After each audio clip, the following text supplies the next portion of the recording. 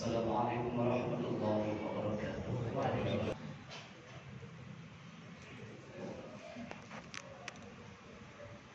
Alhamdulillah, alhamdulillahilladzi anzala as-sakinata fi qulubil mu'minin liyazdadu imanan ma'a imanihim. Ashhadu an la ilaha illallah wahdahu la syarika lah, iyyahu na'budu wa iyyahu nasta'in. وأشهد أن محمدا عبده ورسوله الصادق الوعد الأمين. اللهم صل وسلم على سيدنا وحبيبنا وشفيعنا ومولانا محمد وعلى آله وأصحابه من جميع المسلمين. أما بعد فيا أيها الحاضرون رحمكم الله، أوصيكم ونفسي وإياي بتقوى الله وطاعته لعلكم تفلحون. يا أيها الذين آمنوا اتقوا الله حق تقاته ولا تموتن إلا وأنتم مسلمون.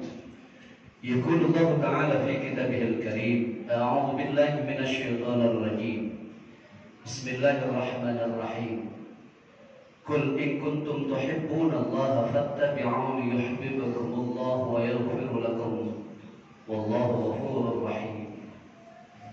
صدق الله العظيم. Ma'asyiral muslimin wa zumratul mu'minin, sidang salat Jumat yang dimuliakan Allah Subhanahu wa taala.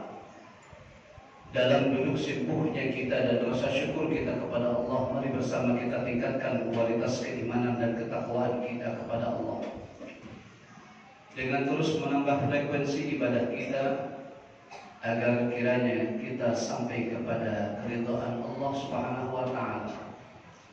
Salawat dan salam semoga tetap tercurah ke hadirat junjungan kita penghulu alam baginda Nabi besar Muhammad sallallahu alaihi wasallam beserta para keluarganya, para sahabatnya, dan insyaallah kepada kita semua sebagai pengikutnya. Amin ya mujib as-sa'ilin. Ma'asyiral muslimin wa zumratul mu'minin, sidang salat Jumat yang dirahmati Allah. Musailamah al-Kadzdzab pernah berbicara sombong di hadapan Rasulullah sallallahu alaihi wasallam dengan kalimatnya, "Hai Muhammad, separuh bumi untukmu dan separuh bumi lagi untukku." Kenapa demikian?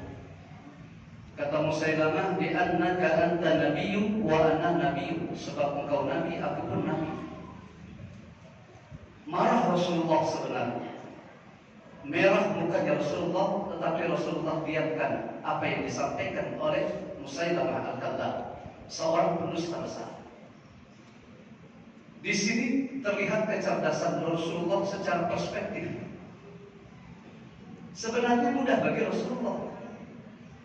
Andainya saat itu setelah Musailamah al-Kadzdzab berbicara demikian, Rasulullah tinggal bicara, "Gum ya Ali, bangun wahai Ali, bunuh dia, selesai sudah, tidak ada urusan. Gum ya Umar, bangun wahai Umar, kelar sudah urusan." Tapi tidak dilakukan. Kenapa demikian? Jawabannya hari ini, jawabannya di masa-masa saat ini. Andaikan Rasulullah waktu itu benar melakukannya, dibunuhnya Musailamah al-Kadzdzab, maka saat ini pula orang-orang Yahudi dan Nasrani akan bertepuk tangan sambil mengatakan, "Lihat tuh, Muhammad yang hanya karena ada saingannya, dibunuhlah saingannya yang benar-benar mendapatkan wahyu dari Allah." Maka tidak dilakukan itu. Lambat laun sejalan dengan kehidupan, sahabat manusia akan melihat bagaimana sepak terjang Rasulullah sallallahu alaihi wasallam. Ini membuktikan kecerdasan Rasulullah sallallahu alaihi wasallam. Yang kedua, pada saat Rasulullah berangkat hijrah dari kota Mekah ke Madinah, saat itu disambut oleh masyarakat Madinah, terutama kota Yasrib, dengan kegembiraannya. Di tengah-tengah kecintaan sahabat-sahabat dan juga pengikutnya saat itu di kota Madinah, sedang cinta-cintanya kepada Rasulullah SAW, ada seorang sahabat Nabi yang terkenal dengan sahabat Nabi, paman Nabi, yang disebut dengan Abu Jahal. Abu Jahal itu dikenal terkenal dalam lingkungannya bernama Abul Hakam, yang disebut dengan bapak kebijaksanaan. Saat itu ditanya oleh sahabatnya, "Ya Abul Hakam, ma taqulu fi Muhammadin an-nabiyyu huwa an-kadza?" Hei Abu Bakar, aku ingin bertanya, Abu Jahal, aku ingin bertanya. Berikan pandangan kepadaku, kata sahabatnya Abu Jahal, tentang Muhammad. Apakah dia seorang rasul atau dia seorang pendusta? Hadirin sedang sholat Jumat yang dimuliakan Allah, spontanitas ketika Abu Jahal mendengar pertanyaan itu dari sahabatnya, Abu Jahal menjawab dengan kalimat, "Mah min an taqula bi anna Muhammadin kadza." Tutup mulut. Jangan sekali-kali kau mengatakan bahwa Muhammad itu adalah seorang pendusta. Dari kisah ini kita mengenal siapa Abu Jahal. Siapa yang tidak kenal dengan Abu Jahal? Musuh Rasulullah yang paling nyata, yang paling keras saat itu. Tetapi tidak bisa mencari kecacatan Rasulullah, tidak bisa mencari celahnya Rasulullah SAW. Ini saudara sidang sholat Jumat yang dimuliakan. Kisah yang terakhir, yang ketiga, di saat berperang ada seorang sahabat Nabi juga yang dikenal sebagai Ra'isul Munafiqin, bapaknya orang-orang munafik, Abdullah bin Ubay bin Salul, pernah berbicara kepada sahabat-sahabat Rasulullah yang saat itu juga ingin berperang Badar, membisikkan kepada sahabat-sahabatnya dengan bisikan-bisikan yang menghasut. Kata Abdullah bin Ubay bin Salul kepada sahabat-sahabat lain mengatakan, "Hei sahabatku semua, apa yang kau lakukan? Kau tidak tahu apa yang akan kita lakukan." Maka kata Abdullah bin Ubay bin Salul, "Thammin kal baqiyat kula." Thammin kal baqiyat kula, sampai 3 kali. Hadirin, kalimat ini sederhana tetapi begitu kejinya. Kalau kita mempelajari ilmu balaghah, ilmu mantik, sangat keji kalimat ini. Thammin kal baqiyat kula, besarkan anjingmu, nanti anjingmu yang akan menggigitmu. Diterjemahkan oleh mufassir, seorang ahli tafsir dalam hadis. Apa maksudnya? Thammin kal baqiyat kula, besarkan anjingmu, nanti anjingmu yang akan menggigitmu. Maksudnya adalah silakan kau ikut berperang kepada Muhammad. Nanti ketika kau wafat, ketika kau gugur dalam medan peperangan, maka istrimu akan diraih, direbut oleh Muhammad dan sahabat-sahabatnya. Semenjak itulah 600 pasukan Rasulullah SAW membelot, tinggal 400. Tapi apa yang terjadi kemudian? Abdullah bin Ubay bin Salul sakit keras. Bahasa kita sakaratul maut. Saat itu Allah masih memperkenankan dia untuk berbicara.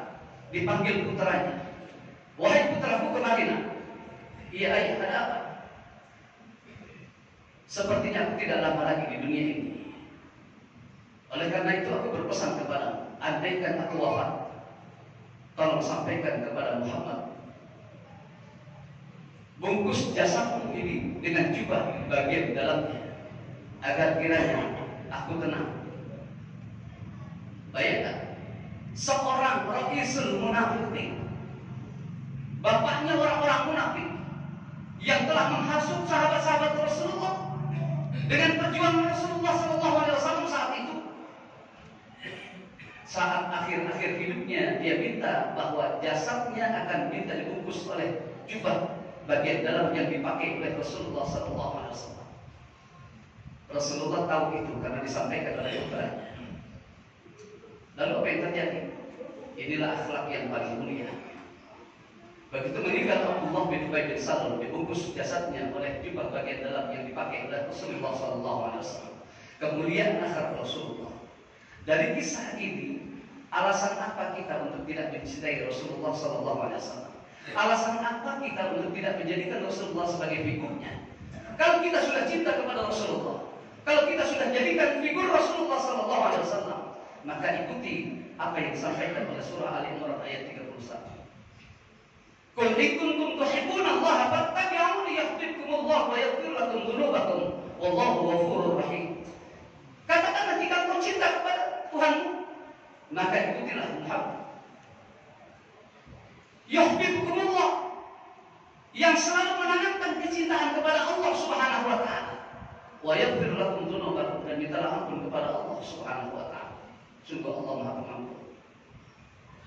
Hadirin, kisah ini kita kaitkan dengan fenomena hidup saat ini. Betapa banyak orang-orang lagi tidak mendengarkan nasihat-nasihat ulama, sementara nasihat ulama-ulama itu adalah pewaris para nabi. Kita mungkin tidak bisa menerima nasihat Rasulullah karena kita tidak pernah berjumpa kepadanya. Tetapi apa yang disampaikan dalam risalah Rasulullah sampai kepada ulama-ulama kita. Kalau sampai saat ini, apapun yang menjadi nasihat-nasihat ulama, kebaikan-kebaikan itu, kemajuan-kemajuan agama, lalu kemudian kita tidak pernah mendengarkan, bahkan kita membencinya, ini yang luar biasa.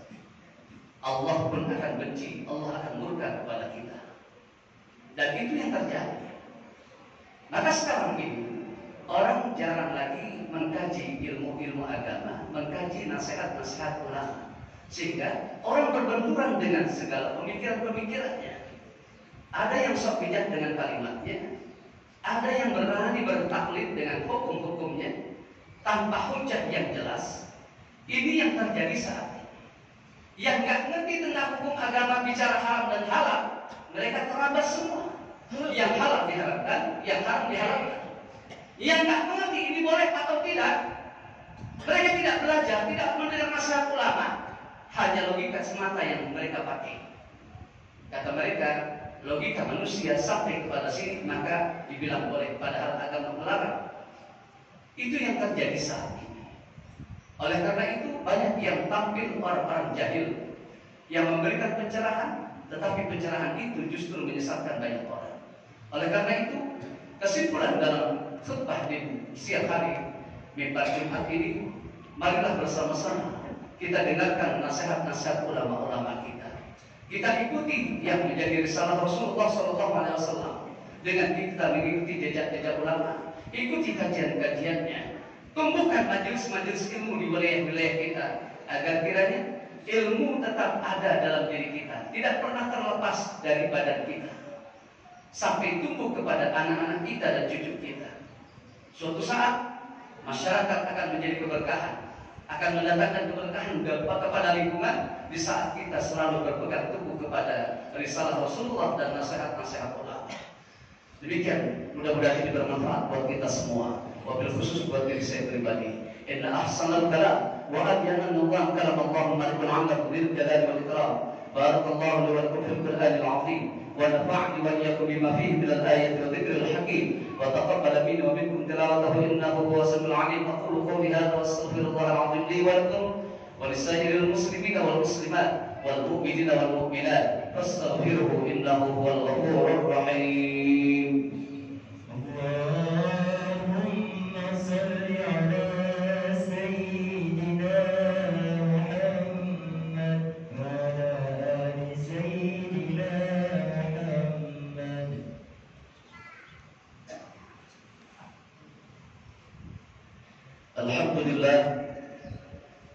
الحمد لله حمدا كثيرا كما قال. أشهد أن لا إله إلا الله وحده لا شريك له إرغاما لمن جهد به وكفى. وأشهد أن محمدا عبده ورسوله سيد الخلائق والبشر.